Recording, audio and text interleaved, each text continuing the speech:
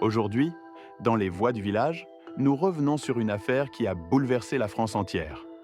Une histoire digne des plus grands films de braquage, mais qui, cette fois, est bien réelle. Une nuit d'octobre 2025, des individus se sont introduits dans le musée le plus célèbre du monde, le Louvre. Ils ont dérobé plusieurs joyaux royaux estimés à plus de 88 millions d'euros.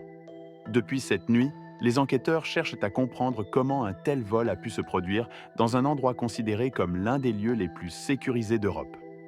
Aujourd'hui encore, malgré de nombreuses arrestations, un mystère demeure. Où sont passés les joyaux? Dans la nuit du 19 octobre 2025, alors que Paris dormait, une petite équipe de cambrioleurs a réussi à pénétrer dans le Louvre par une entrée rarement utilisée, située dans une zone réservée au personnel. Les caméras de surveillance montrent trois silhouettes vêtues de noir se déplaçant avec une précision presque militaire. Aucune hésitation, aucun mouvement inutile. Comme si chacun connaissait parfaitement les couloirs, les angles morts et les horaires des rondes. En moins de 12 minutes, les voleurs ont neutralisé plusieurs systèmes d'alarme secondaires et brisé la vitrine blindée contenant les joyaux de la couronne. 12 minutes. C'est le temps que met un visiteur à traverser une seule galerie.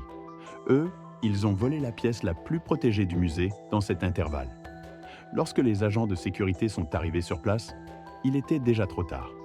Les voleurs avaient disparu, laissant derrière eux une scène presque irréelle, du verre brisé, des protections fracturées et l'absence lourde et silencieuse de plusieurs pièces d'une valeur inestimable.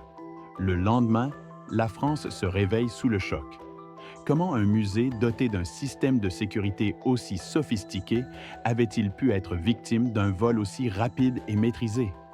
Très vite, l'affaire prend une ampleur nationale. Les médias parlent du braquage du siècle.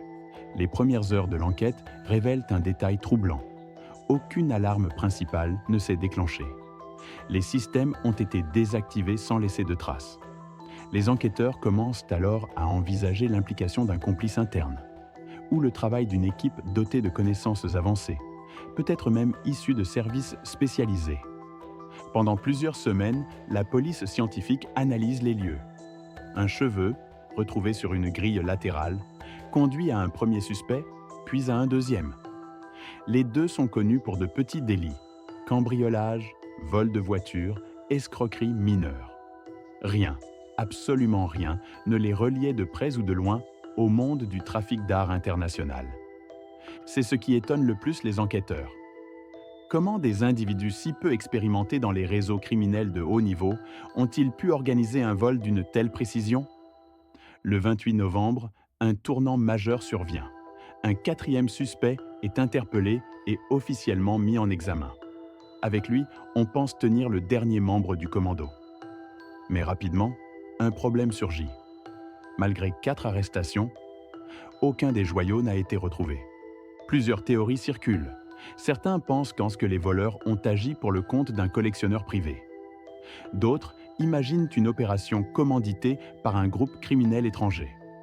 D'autres encore affirment que les voleurs ne sont que des exécutants, manipulés par une organisation bien plus grande.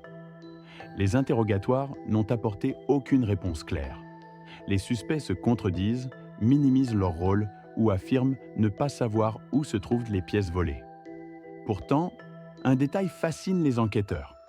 Aucun des suspects ne possède les compétences techniques nécessaires pour neutraliser les systèmes du Louvre. Comment ont-ils fait? Qui leur a donné accès au plan?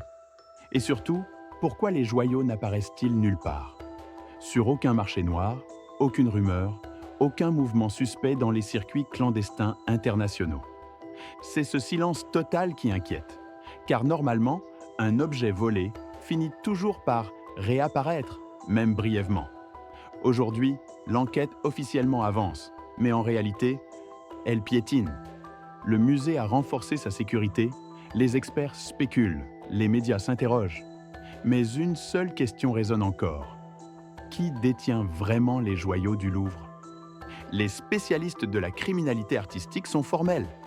Si les pièces ne sont pas revendues dans les 3 à 6 mois suivant le vol, alors 2 possibilités subsistent.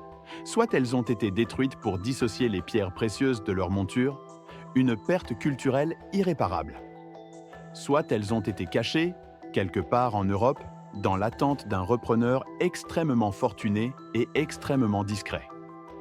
Mais une troisième théorie intrigue davantage. Et si les voleurs ne savaient pas eux-mêmes pour qui ils agissaient? Et si quelqu'un, dans l'ombre, avait tiré les ficelles depuis le début? Le 28 novembre, avec la mise en examen du dernier suspect, la police pensait pouvoir clore l'affaire. Mais au contraire, c'est là que les questions ont réellement commencé. Un braquage impossible, des voleurs inexpérimentés, un plan parfait et des joyaux qui ont disparu. Dans chaque village, dans chaque petite ville de France, il existe des histoires mystérieuses. Mais parfois, certaines viennent du cœur même du pays, de ses monuments les plus mythiques. Et lorsqu'un mystère touche le Louvre, il prend une dimension presque légendaire. Ici, rien n'est clair, rien n'est terminé. Et ce qui est peut-être le plus effrayant, c'est que la personne qui détient les joyaux du Louvre pourrait ne jamais être retrouvée. C'était les voix du village. À bientôt pour une nouvelle histoire, là où les ombres sont parfois plus anciennes que les pierres elles-mêmes.